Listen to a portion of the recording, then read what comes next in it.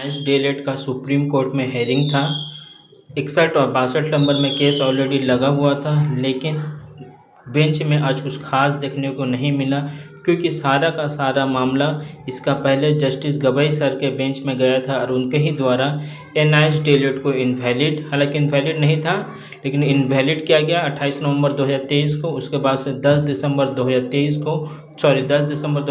को उनके ही द्वारा डिग्री को एक बार फिर से वैलिड किया गया था फ्रेश रिक्रूटमेंट के लिए। इसलिए क्योंकि मामला काफ़ी ज़्यादा कॉम्प्लेक्स था, मैं 2-3 दिन से आप लोगों को बता रहा था कि मामला काफ़ी ज़्यादा पेचीदा है, हर राज्य का अलग अलग सिचुएशन है, जिसके वजह से जज साहब ने डिसाइड किया कि ये पूरा का पूरा केस जो है एक बार फिर से जस्टिस गवई सर के बेंच में जाएगा। हालांकि जज साहब डायरेक्ट जस्टिस गवई सर के बेंच में नहीं भेज सकते हैं, क्योंकि दोनों ही इक्विवेलेंट पोस्ट पे हैं।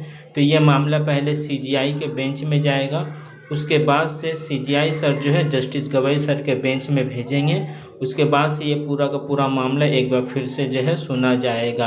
हालांकि वेस्ट बंगाल प्राइमरी बोर्ड की तरफ से एक बार फिर से अपोज किया गया, गवर्नमेंट टीचर और प्राइवेट टीचर को लेकर मामलों को फंसाने का कोशिश किया गया, लेकिन आप लोगों को भी जानकारी है क्योंकि पूरा का पूरा मामला ये जो है गवर्नमेंट और प्राइवेट टीचर का कभी था ही नहीं। क्योंकि जब एनआईएस के द्वारा ये कोर्स कराया गया था तो राज्य स्टेट गवर्नमेंट हो या सेंट्रल गवर्नमेंट का एम्प्लॉय हो या आपका पैरा टीचर है या प्राइवेट स्कूल का है या अनरिकॉग्नाइज्ड प्राइवेट, अनएडेड प्राइवेट, सभी स्कूल के टीचर ये कोर्स कर सकते थे। एक बार फिर से राज्य सरकार इस पूरे मामले को जो उलझाना चाह रही है, जिसके वजह से जो है जज साहब ने यही बेहतर सोचा, क्योंकि ये पूरा मामला जस्टिस गवई सर को ऑलरेडी सुना हुआ है, इसलिए जो है उन्होंने ये फिर से जस्टिस गवई सर के बेंच में भेज दिया। हालांकि ये बहुत ही अच्छा हुआ, क्योंकि गवई सर पूरे मामले को सही तरीक़ा से जानते हैं और समझते हैं, इसलिए उनके बेंच में अगर ये मैटर चला गया है तो बहुत ही जल्द हमें कुछ ना कुछ जजमेंट देखने को मिलेगा। क्योंकि अगर इसी बेंच में ये पूरा मामला रहता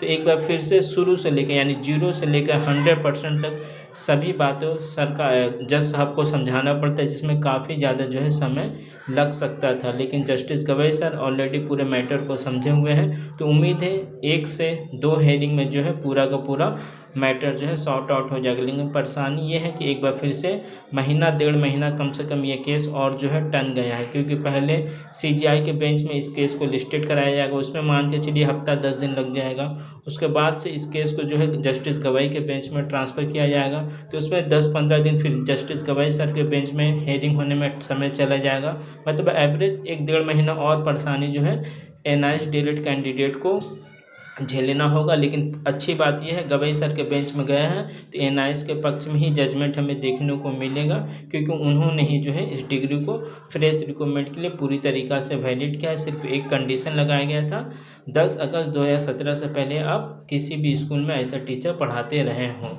तो उम्मीद है जैसे ही सीजीआई के बेंच में ये केस अब लगेगा उसका भी मैं अपडेट दे दूंगा, या कोई नया अपडेट आता है जैसे कलकत्ता हाई कोर्ट में आपका 24 तारीख और 25 तारीख को केस लिस्टेड है, या अन्य राज्य के हाई कोर्ट में भी केस लिस्टेड है, वहाँ से कोई अपडेट आएगा तो मैं आप लोगों को देने का कोशिश करूँगा। चैनल पर नए हैं तो चैनल के साथ बने रहें। Thank you.